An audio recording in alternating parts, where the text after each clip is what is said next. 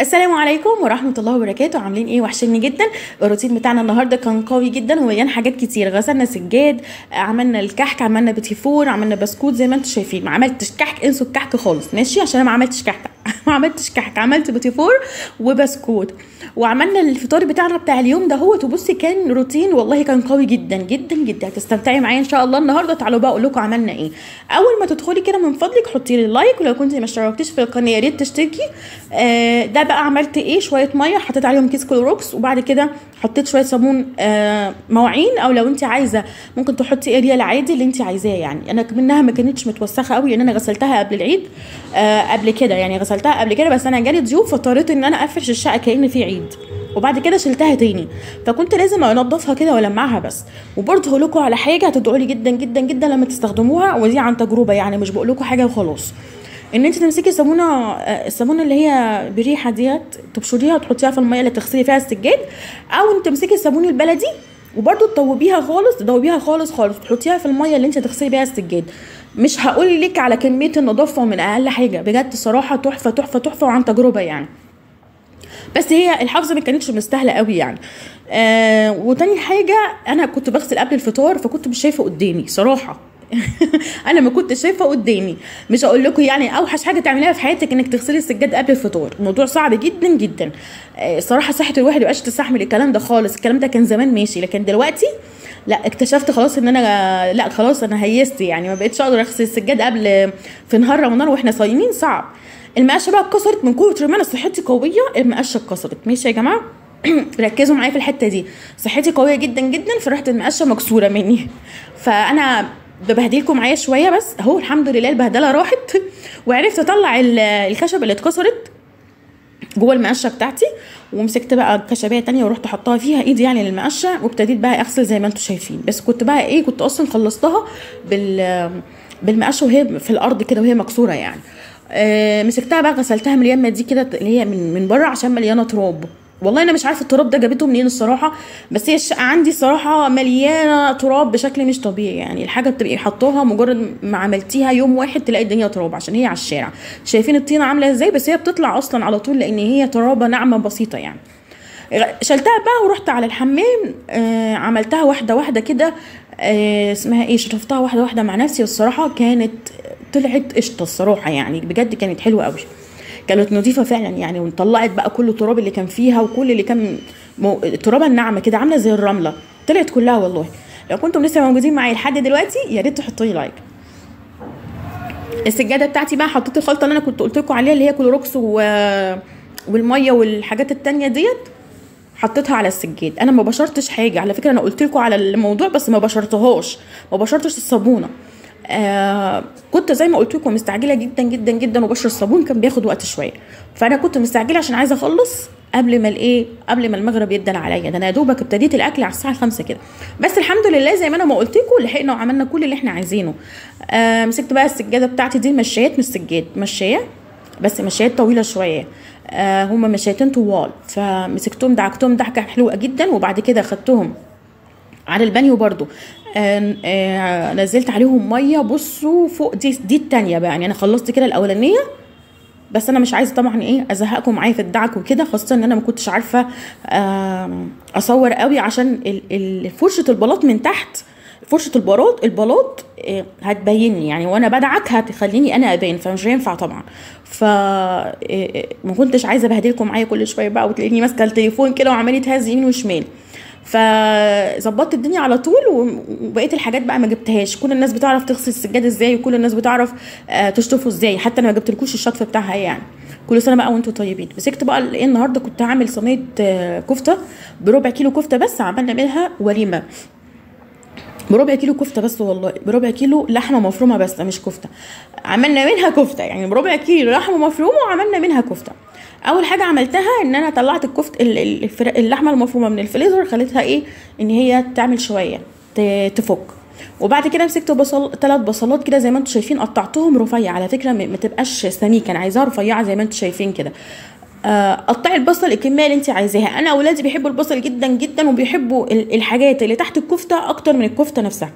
يعني انا مسكت كيلو بطاطس قطعته زي ما انتم شايفين. لو انتم بتحبوش البطاطس بس او عددكم اقل دي يعني تنفع عيله كبيره تشبعها. حتى لو الكفته خلصت هتبص تلاقي نفسك بتاكلي البطاطس وبتاكلي البصل من جمالهم. فانا كترت البصل 3 بصلات كبار زي ما انتم شايفين، ان العيال بتحب جدا البصل والبطاطس كمان. مسكت بقى البصلتين دول، مسكتهم قطعت بقى الراس بتاعتهم بالشكل ده عشان هفرمهم في الكبه فرم ناعم، وصفيت الميه اللي فيهم.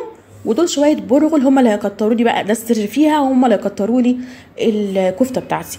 البرغل انا حطيت بصي نص كوبايه، لا اقل من نص كوبايه شويه، واغسليهم اول ما تكوني هتحطيهم على اللحمه، يعني ما تغسلوش قبل لان هو هيشرب ميه وهينفش. انا مش عايزاه ينفش خالص دلوقتي، انا عايزاه اول ما يتحط في اللحمه يبتدي ينفش ويشرب بقى ميه اللحمه ويشرب البصل ويشرب كل ده، فيبقى ليه طعم، وفي نفس الوقت يخلي الكفته بتاعي تمسك وما تفرولش مني. فهمتي السر فين؟ يبقى البرغل بتاعي اول ما اغسله احطه على طول، ما تحطيش برغل كتير، ده هو كله ربع كيلو. تمام؟ حطينا قد ايه؟ نص كوبايه، اقل منها حاجه بسيطه. مسكت بقى البصل بتاعي اللي انا قطعته وحطيت عليه شويه ملح وشويه كمون وشويه ملح وشويه فلفل اسود، وبعدين دعكتهم في بعض دعكه خفيفه زي ما انتم شفتوا.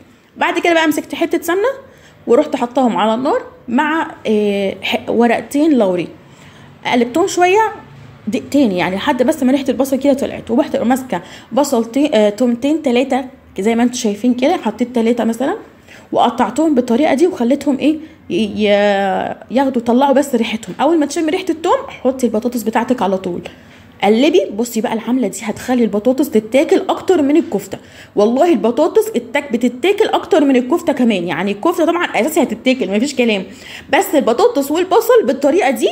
انا حتى بعمل الطريقه دي كمان لما بعمل صينيه بطاطس، يعني لو عملت صينيه بطاطس بعملها بالطريقه دي اصلا، بتديكي طعم خطير. طبعا قلبت البطاطس مع البصل مع الثوم تقليبتين، وحطيت عليهم كمون وفلفل اسود وملح وايه تاني وكزبره. ماشي، لو ما عندكيش كزبره ما تحطيش عادي. ومسكت بقى الكفته بتاعتي يا دوبك قلبتهم، انا ما سويتهمش، انا قلبتهم بس لحد ما ياخدوا ريحه كده، ما كملتش كل ده وانا واقفه، يعني 5 دقايق وانا واقفه كل ده.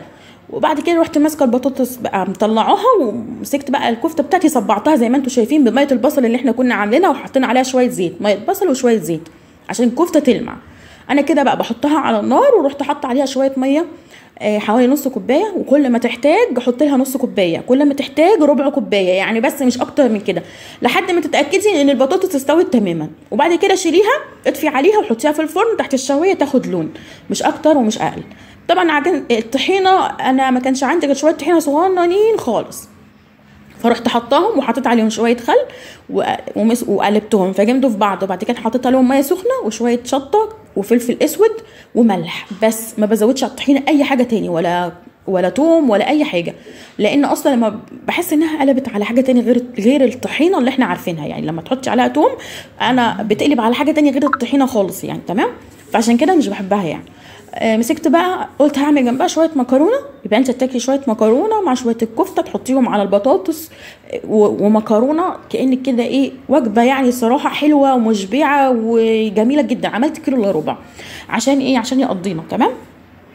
فطار سريع وفي نفس الوقت حلو ودسم، وبتاكلي لما هتشبعي. والله شايفين بقى الحاجه، الكفته نزلت الميه بتاعتها حاجه كده يومي يعني، الصراحه كانت تحفه، طعمها حلو قوي قوي يعني، برشحها لكم ان انتوا تعملوها. بصوا من كل قلبي بجد والله. انا كنت بعملها قبل كده بس كنت بحط فيها صلصه وحاجات برضو طعمها حلو، بس انا لما جربتها بالطريقه دي احسن واحسن. طبعا الواحد لما بيتطور اكيد بيطور من نفسه، دي حاجه كويسه يعني، طوري من نفسك، مش عشان حاجه بس انت عارفه بتتعمل ازاي وبتطلع حلوه، بس انت ممكن تعملي حاجه تانية وتطلع احلى واحلى. تجربيها وتعمليها، مش خسرانه حاجه يعني. مسكت بقى كده زي ما انتم شايفين اهي الكفته طلعت زي الفل، شكل ولون وطعم وكل حاجه عايزه تقوليها، وده بس ربع كيلو وهاكلك، وبصي هتبقى حاجه زي الفل.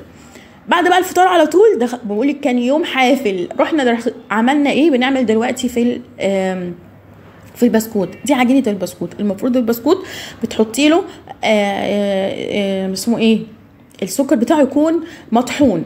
احنا ما عملناهوش مطحون، ماشي كلام، ماشي الكلام.